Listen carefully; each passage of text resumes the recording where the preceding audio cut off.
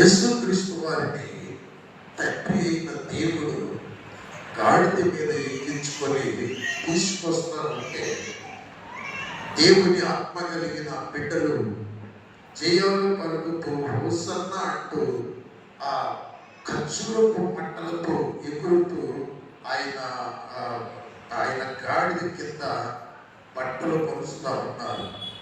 తన కుమారుడిని ఒక గొప్ప వీరుడుగా ఈ లోకంలో సైతాన్ని, పాపాన్ని, శాపాన్ని, దరిద్రాన్ని జయించడానికి తల్లి గాడిద మీద దేవుడు, తండ్రి అయిన దేవుడు కూర్చొని చిన్న గాడిద మీద కుమారుడిని కూర్చోబెట్టి తీసుకొస్తా ఉన్నాడు. మహాఊరేగింపు జరుగుతూ ఉన్నది. పరిసయ్యులు, శాస్త్రులు వచ్చి ఏమంటున్నారంటే, ఎందుకయ్యా ఊరకట్ల వాళ్ళు కేకలు వేస్తారు? చూడ మాట చదవమ్మాయి 39వ వచనం.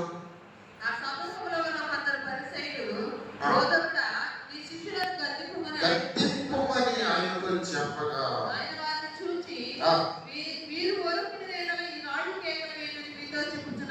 చూడండి, నా వైపు చూడండి అమ్మా, నా వైపు చూడండి. మీరు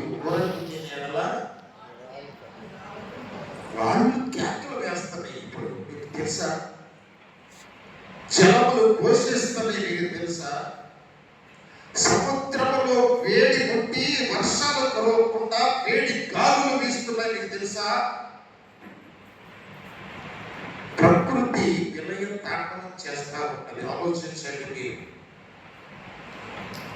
మీరు సెలవుని చూస్తున్నారు, టీవీలోనే చూస్తున్నారు.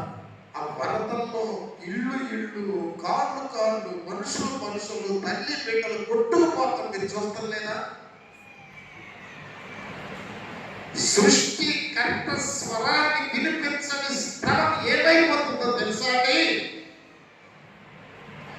సృష్టికర్తకు లేదా సృష్టికర్త వాక్కుకు అడ్డు చెప్పేటువంటి మనుషులు ఏమైపోతారో తెలుసా మీకు?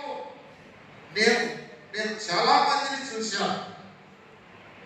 ప్రసంగం చేస్తూ ఉండగా ఆపండి, ఏంటి గోల అనే వారిని చూశాను. ఏడుస్తున్నారు, మంచాలు బట్టి విలపిస్తున్నారు, లేక కన్నీటితో చెప్తున్నాను. నేను ఒక సేవకుడిగా యేసుక్రీస్తు వారిని దృష్టిలో ఎలా ఉన్నాడో, ఆయన వాక్యం నీకు అంత సమగ్గా, అంత ఏడగా ఉందేమో, ఇది దినమంతైనా పరిశుద్ధ శాస్త్రులతో, ఆ గుడ్డి మనుషులతో ఆయన అర్థం చేసుకునేటువంటి మూర్ఖులతో ఆయన చెప్తా ఉన్నాడు. వాళ్ళని చూసి ఆయన ఏడుస్తా ఉన్నాడు. ఆ యెరూషలేములో ఉన్న ఆయన ఎరగని జనాంగం గద్దిస్తున్నారు వాళ్ళు. ఆయన ఆ దేవాది దేవుడు సృష్టికర్త శాపాన్ని, మరణాన్ని, పాపాన్ని జయించడానికి ఊరేగింపుగా వస్తారంటే ఆ బిడ్డలను గద్దిస్తున్నారు. వాళ్ళ నోరు కూపించండి. యేసయ్యను ప్రకటించమని ఆజ్ఞయించాడండి ఆయన. మీరు సర్వ సృష్టికి వెళ్ళి ఆ సర్వ సృష్టికి నేను ఏమేమి చెప్పాను అవన్నీ వారికి తెలియచేయండి. వారు నమ్మితే రక్షించబడతారు, వారికి శక్తి వస్తుంది, వారు రక్షణ పొంది నా దగ్గరికి వస్తారు. నిత్యత్వంలో యుగాయుగాలు బంగారు వీధుల్లో యుగాయుగాలు జీవజల నది, జీవ వృక్ష ఫలాలు వారు పొందుతారు. 1000 ఏళ్ళు నాతో పరిపాలన చేస్తారు అని వాళ్ళకి ప్రకటించాలంటే ఏమిటి శాసనాలు చేస్తున్నారు పార్లమెంట్ లో? ఎన్నాడు బ్రతుకుతాడండి మనిషి? దేవుడు కన్ను తెరిస్తే లాగా దేవుడు కన్ను తెరిస్తే జలప్రళయంతో మొత్తం నాశనమైపోతుంది. దేవుణ్ణి ఎరగక నేను చెప్తాను, నాకేం బయలు చెప్పేస్తాను.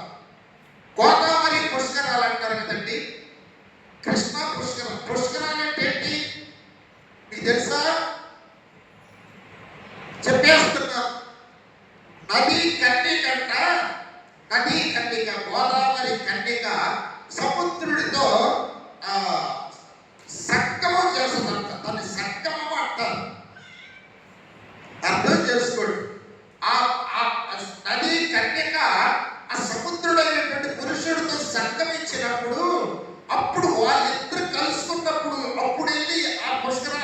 టెంపుల్ని ఉన్నాయి, పరలోకానికి వెళ్ళిపోతారు. మీకు అర్థమైందండి? ఈ పిచ్చి కథలు, పిచ్చి భ్రమలు, పిచ్చి విశ్వాసాలతో నాశనమైపోతుంటే నిత్య దేవుడు ఒక పాపిని, ఒక హంతకుడిని, ఒక వ్యభిచారిని, ఒక దొంగను మార్చేటువంటి విశ్వాసంగా ఆపివేస్తున్నారు. అంటే ఏం కావాలి లోపల? ఈ రాళ్ళు కేకలు వేస్తాయి, ఏమిటి కొండలు కుట్టలు గంతులు వేస్తాయి, నదులు సముద్రాలు పొంగి వేస్తాయి. వాటిని ఆపింది నా దేవుని వాక్కు. సముద్రము పొంగి రాకుండా అడ్డుకట్ట వేసింది నా దేవుని స్వరం. వినుసున్న సఖమా, పరిస్థితులు గ్రహించండి. ఆయన ఏడుస్తున్నాడు యేసయ్య. ఏంటి వీళ్ళ పరిస్థితి? ఈ నీ దినమిది, నీతో ఈ రోజున ప్రభు మాట్లాడుతున్న దినము.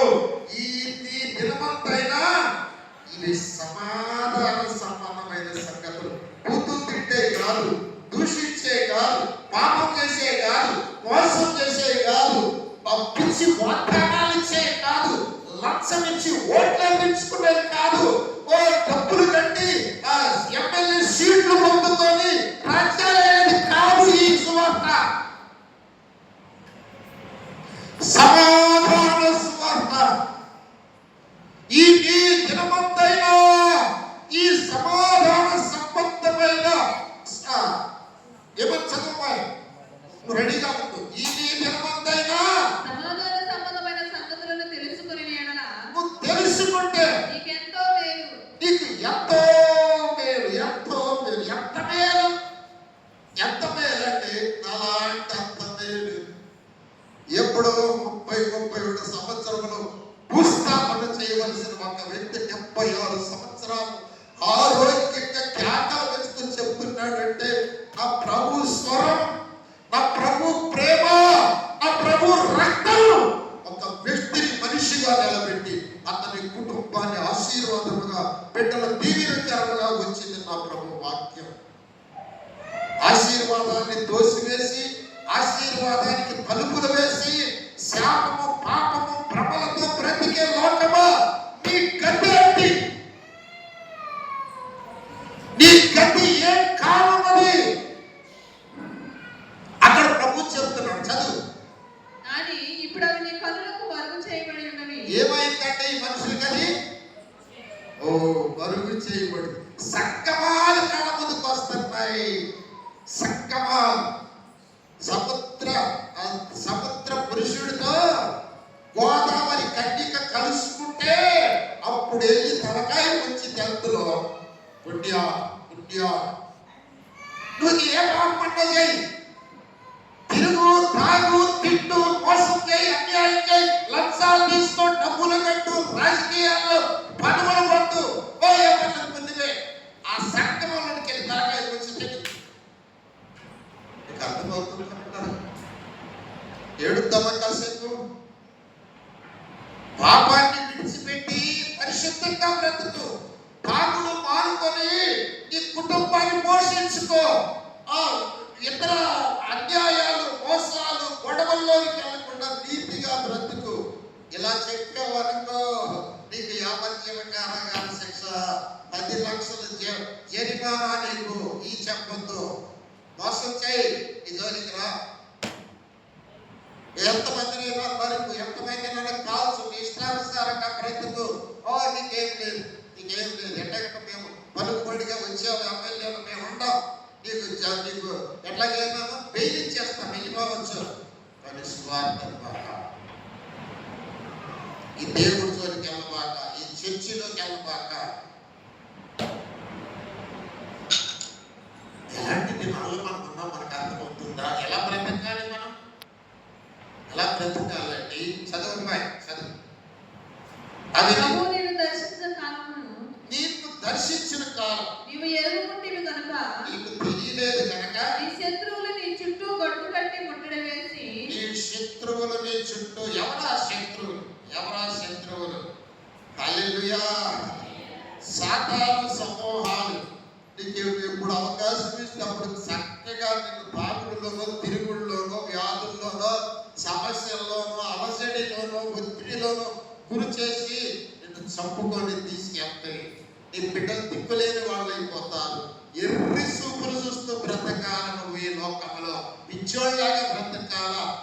ఈ సంగతులను గ్రహించకపోతే ఏమవుతుందమ్మా? ఈ శత్రువులు నీ చుట్టూ కట్టుకట్టి ముట్టడి వేసి అన్ని ప్రక్కలను నిన్ను అరికట్టి మళ్ళీ చదువు. అన్ని పక్కలను అన్ని పక్కల నిన్ను అరికట్టి నీలో ఉన్న నీ పిల్లలతో కూడా నిన్ను నేల కలిపి నీలో రాతి మీద రాయి నిలిచి ఉండని అని దినములు వచ్చునని చెప్పారు. అది ఒక వ్యక్తికి కావచ్చు, అది ఒక దేశానికి కావచ్చు, అది యెరూషలేముకు కావచ్చు, అది ఇండియాకి కావచ్చు. ఒక దినం వస్తుంది, పంచభూతములు ఆయన చేతిలో ఉన్నాయండి. పంచభూతములు అంటే ఆకాశము, భూమి, అగ్ని, నీరు, గాలి. ఈ దేవుడి ఈ పంచభూతములలోనే సృష్టి అంతా ఇమిడి ఉన్నది. ఆయన నీటికి ఆజ్ఞాపిస్తే నోహు దినాల్లో ఏమీ మిగల. నీటికి ఆజ్ఞాపిస్తే ఈ చివరి దినాల్లో అగ్నికి ఆజ్ఞాపిస్తానని భక్తుడైనటువంటి పేతురు గారు చెప్పారు. 2వ పేతురు పత్రిక 3వ అధ్యాయం చదువమ్మాయి. 8 దగ్గర నుంచి చదువు. ప్రియులారా, ఒక సంగతి మర్చిపోకుడి. ఏమనగా ప్రభు దృష్టికి ఒక దినము 1000 సంవత్సరములను 1000 సంవత్సరములు ఒక దినము వలెను ఉన్నవి. కొందరు ఆలస్యమని ఎంచుకున్నట్లు ప్రభు తన వాగ్దానముల గురించి ఆలస్యము చేయవాడు కాడు గాని ఎవడునూ నశింపవాలని ఇచ్చింపగా అందరూ వారు మనసు పొందవాలని కోరుచు మీ ఎడమ దీర్ఘశాంతం గలవాడై ఉన్నాడు. అయితే ప్రభు దినము దొంగ వచ్చినట్లు వచ్చును. ఆ దినమున ఆకాశములు మహాధ్వనితో గతించిపోవును, పంచభూతములు మిక్కుటమైన వేత్రములతో లయమైపోవును, భూమియు దాని మీద ఉన్న కృత్యములను కాలిపోవును. ఇవన్నీ ఇట్లు పోవునవి గనుక ఆకాశములు రగులుకొని లయమైపోవునట్టు, పంచభూతములు మహావేత్రములతో కరిగిపోవునట్టు దేవుని దినపు రాకడ కొరకు కనిపెట్టుచు దానిని ఆశతో అపేక్షించుచు మీరు పరిశుద్ధమైన ప్రవర్తనతోను భక్తితోను ఎంతో జాగ్రత్త గలవారై ఉండవలెను. అయినను మనం ఆయన వాగ్దానమును బట్టి క్రొత్త ఆకాశముల కొరకును క్రొత్త భూమి కొరకును కనిపెట్టుకొనుచున్నాము. వాటి యందు నీతి నివసించును. గమనించండి, దేవుడు వాగ్దానం చేసి నేను వస్తానన్న ప్రభువు రాకుండా మానడు. అరే, అపోస్తలుడైన పౌలు గారు చెప్పాడు, ఆ దినాల్లోనే రాకడ వస్తుందన్నాడు ఆయన. ఆ దినాల్లోనే రాకడ వస్తుందన్నాడు ఆయన చెప్పి 2000 సంవత్సరాలు అయిపోయింది. రాకడ రాట్లా. ఎందుకు రావట్లేదంటే చూడండి, 9వ వచనంలో ఉన్నది, కొందరు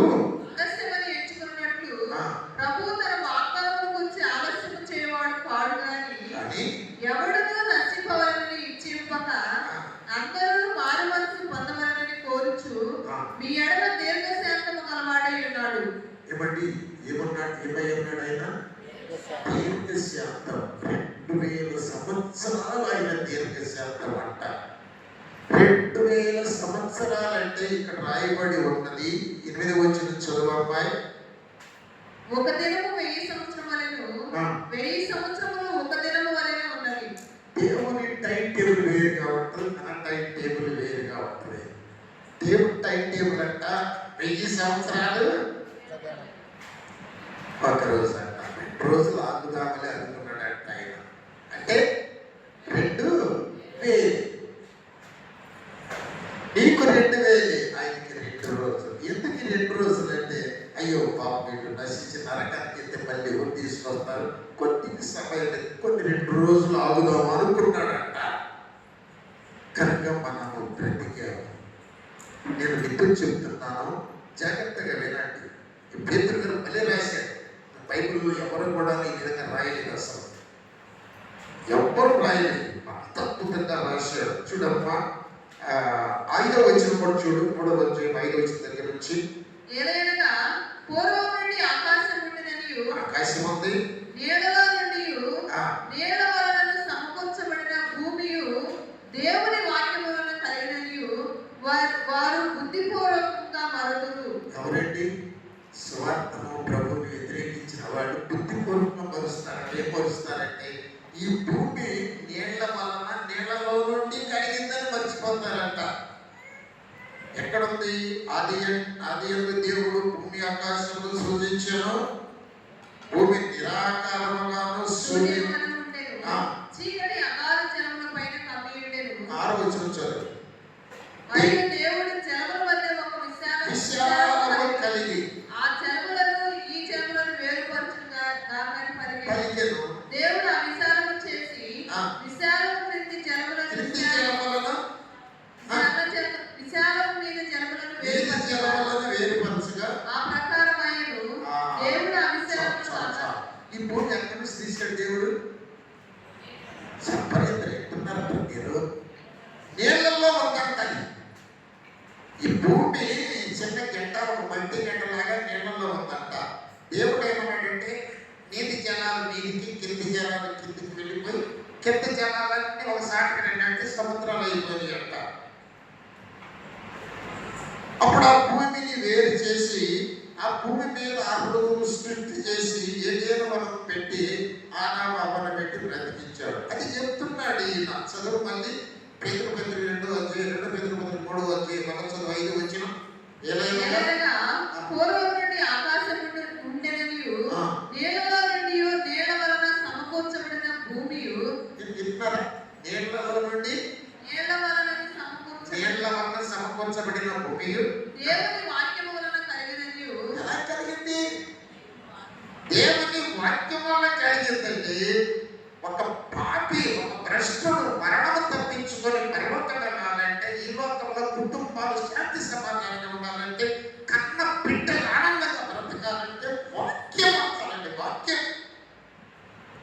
వాక్యము భూమిని కలుగజేసింది. నీళ్ళలోంచి వాక్యం బయటికి తీసింది భూమిని. ఒక మనిషిని మార్చేది వాక్యం. వాక్యమే యేసయ్య. చదువు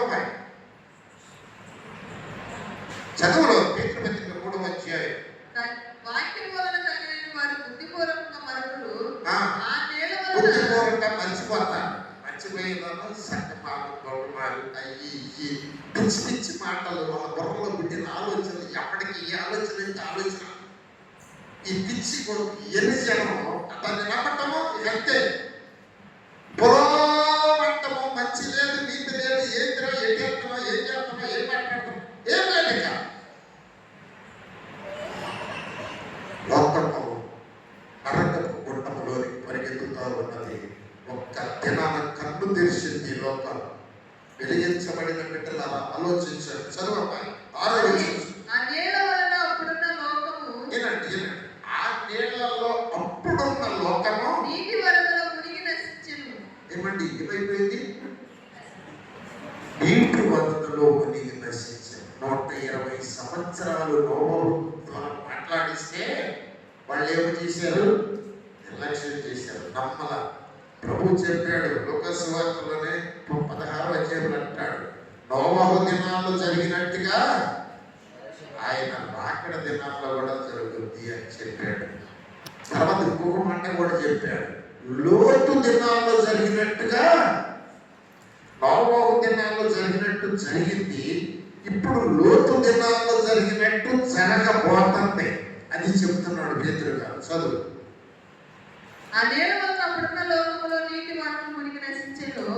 అయితే ఇప్పుడున్న ఆకాశమును భూమియు భక్తిహీనుల తీర్పును నాశనమును జరుగు దినము వరకు అగ్ని కొరకు నిలువ చేయబడినవి అదే వాక్యము వలన భద్రము చేయబడి ఉన్నవి. దేవునికి స్తోత్రం. ఆకాశమును భూమియు భక్తిహీనుల తీర్పు నాశనమును జరుగు దినము వరకు. ఏమండి ఎప్పటిదాకా దేనికోసం నిల్వ చేయబడి ఉంది? ఏమేమి నిల్వ చేయబడి ఉన్నాయి? ఆకాశము, భూమి, భక్తిహీనుల తీర్పు నాశనం జరిగే దినం దాకా అట్లాగే బాగానే ఉంటారు. తింటా తాగుతా పెళ్లి చేసుకుంటా ఇల్లు కట్టుకుంటా నాటుకుంటా బ్రహ్మాండంగా మరి ఏ పర్వాలేదు అనుకుంటా ఉంటారు. కళ్ళు తెలిసి చూసేసరికి ఏమీ ఉండదు. తల్లి జాడ పిల్లకు లేక పిల్ల జాడ తల్లికి రాగా చెట్టు పొగరు పుట్ట పొక్కరై అనాథలై అరిచే రోజు చెట్టు పొగరు పుట్ట పొక్కరై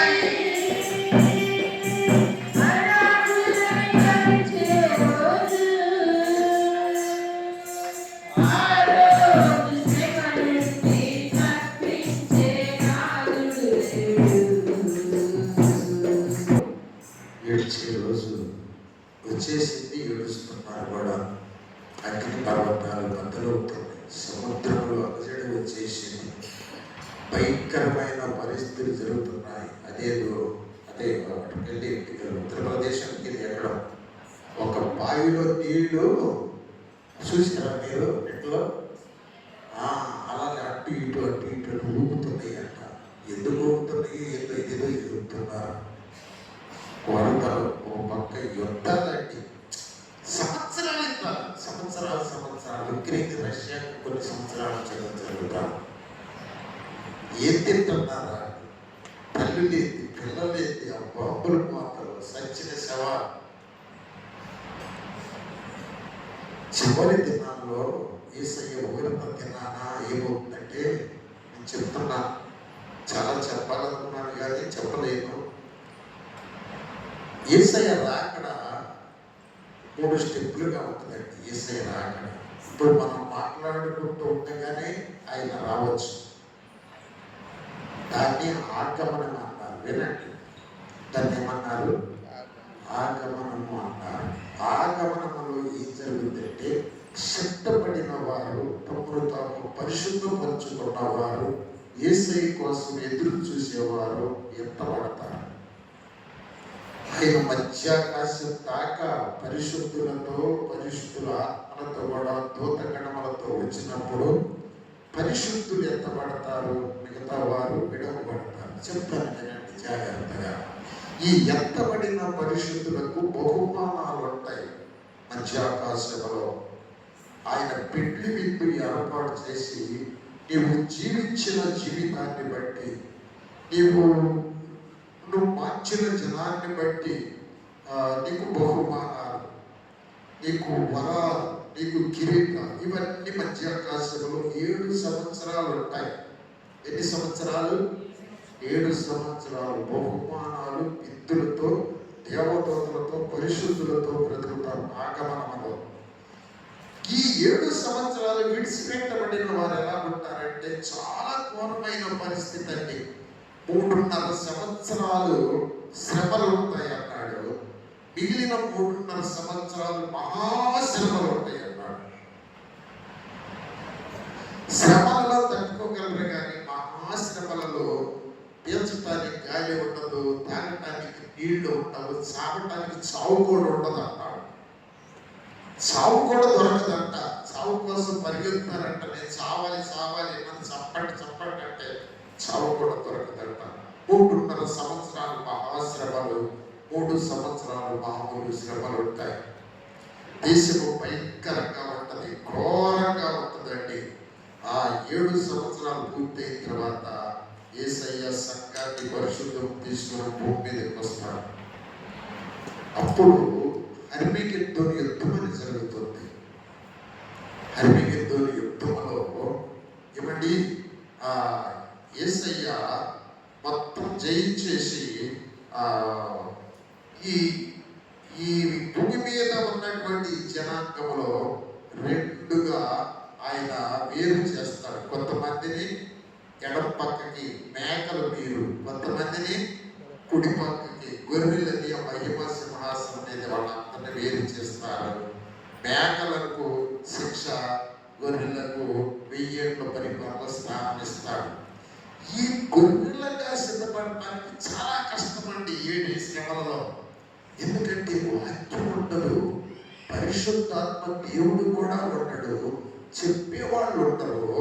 ఈ చెప్పిన వాక్యాన్ని బట్టి ఆయన ఇక ఈ ప్రపంచం చేసిన జరుగుతుందని భయభక్తులతో అన్ని ఓర్చుకొని కనీసం 666 పత్రం కూడా వేయించుకోకుండా తిట్టడానికి ఇయ్యరు, రేషన్ ఇయ్యరు, మీకు నీళ్ళు ఇవ్వరు, కుట్లు కాడికెళ్ళి సరుకులు తీసుకుంటున్నారు, నీళ్ళు లేదు, అలవట్టించి అల్లాడిపోతారు పరిశుద్ధులు దేవుడు ఎరిగిన వారు.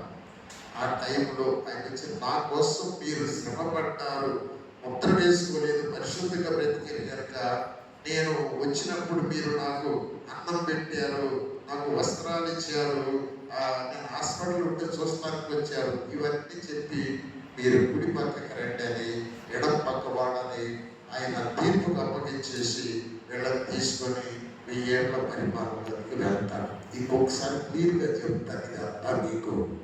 ఆ టైం దగ్గరికి వచ్చింది. ఫస్ట్ ఆగమనము, రెండవ స్టెప్ 7 సంవత్సరాలు పూర్తయిన తర్వాత దిగి వస్తాడు, అది రెండవ రాకడ. ఆగమనము రెండవ రాకడ కాదు, మీకు అర్థమవుతుందా? దాన్ని ర్యాప్చర్ అంటారు. మధ్యాకాశం వరకే వస్తాడు ఆయన, అక్కడి నుంచి మళ్ళీ వెళ్ళిపోతాడు. ఆయన భూమి మీద అడుగు పెట్టాడు. పెళ్లి కుమారుడు విడిది గదిలోనికి దిగి వస్తాడంట. పెళ్లి కుమార్తె విడిది గదిలోకి వెళ్ళి సిద్ధపడి వివాహం చేసుకోవాలి. క్లియర్గా ఇంకోసారి చెప్తాను, సమయం లేదు, నేను క్లోజ్ చేస్తూ ఉన్నాను. కనుక ఆగమనంలో సిద్ధపడకపోతే కష్టాలండి మనకి. ఈ డేట్లో భయంకరమైన శ్రమలు తట్టుకోలేము మనం. అది జీవితం కాదు, బతుకు కాదు అసలు.